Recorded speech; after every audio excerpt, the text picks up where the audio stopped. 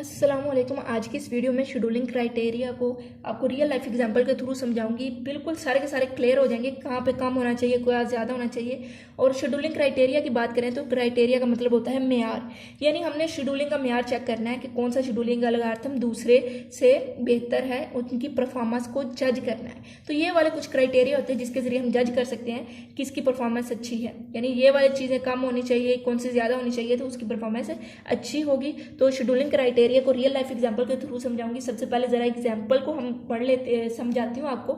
जिस तरह के आपके पास एक सिंक है, तो उसमें बर्तन है और आप उन बर्तन को धो रही हैं। अब जो बर्तन है वो प्रोसेस है आप है CPU, ठीक हो गया। और जब तक वो उसके अंदर है ना, सिंक के बाहर नहीं निकलते, इसका मतलब वो अंदर के अंदर है, या वेट करेंगे या आप उनको धो रही होंगी। बस जैसे वो बाहर निकल के, इसका मतलब उनका काम मुकम्मल।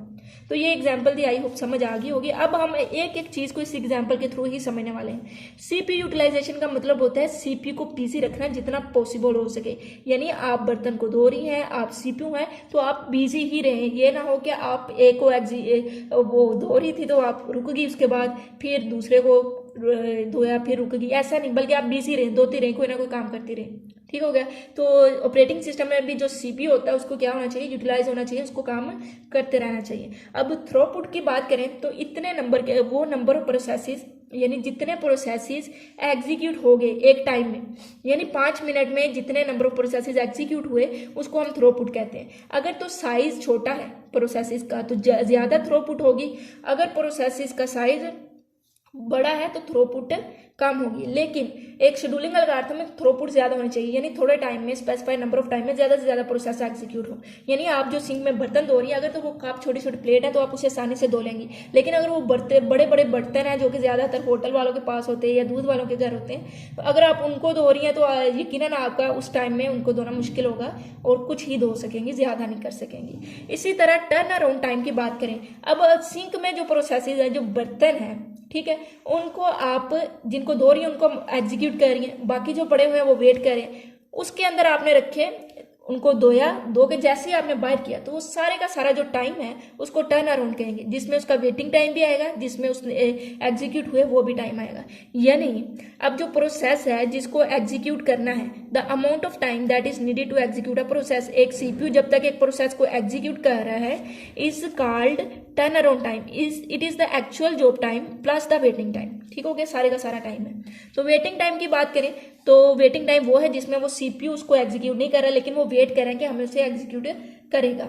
इसी तरह अगर हम रिस्पॉन्स टाइम की बात करें, the amount of time between a request is submit and the first response is produce is called response time. जैसे ही एक रिक्वेस्ट सबमिट की गई, उसके बाद उस रिक्वेस्ट के लिए जो रिस्पॉन्स आया है, जितना टाइम लगा रिस्पॉन्स आने में, उसको हम रिस्पॉन्स टाइम के, तो रिस्पॉन्स टाइम कम होना चाहिए, यानी कम वक्त में ही उसको रिस्पॉन्स आ जाना चाहिए।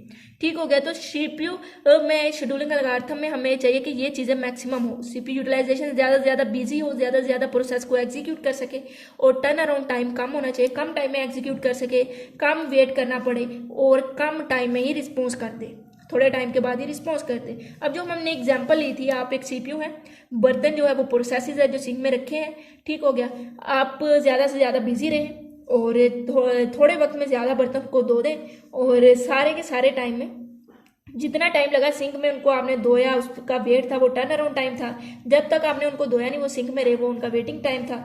और जैसे ही आपने सिंक में बर्तन रखे और सबसे पहला जो आपने बर्तन उठाया, तो आपको उठाने में उस बर्तन में जितना टाइम लगा वो रिस्पॉन्स टाइम था। दूसरे बर्तन को उठाने में और उसके जब तक वो उसके अंदर था सिंक के, जितना आपने उसको रिस्पॉन्स दिया वो उसका रिस्पॉन्स टाइम है। तो जल्दी जल्दी होना चाहिए, रिस्पॉन्स टाइम कम होना चाहिए, वेटिंग टाइम कम, टर्न अराउंड टाइम कम, और ये चीजें ज्यादा होनी चाहिए। आई होप आपको इनकी समझ आई होगी। मैंने एक मजेदार एग्जाम्पल के थ्रू समझाने की कोशिश की है। अगर आपको समझ आई है तो कमेंट बॉक्स में बताएं और बताया करें अगर कोई आपको कंफ्यूजन हो, अगर समझ आ गई हो, मोटिवेट किया करें ताकि हम अगले लेक्चर जल्दी अपलोड कर सकें। तो इंशाल्लाह अगली वीडियो में हम बहुत ही ज़्यादा इंपॉर्टेंट टॉपिक स्टार्ट करने वाले हैं आपके लॉन्ग शॉर्ट हर हवाले से।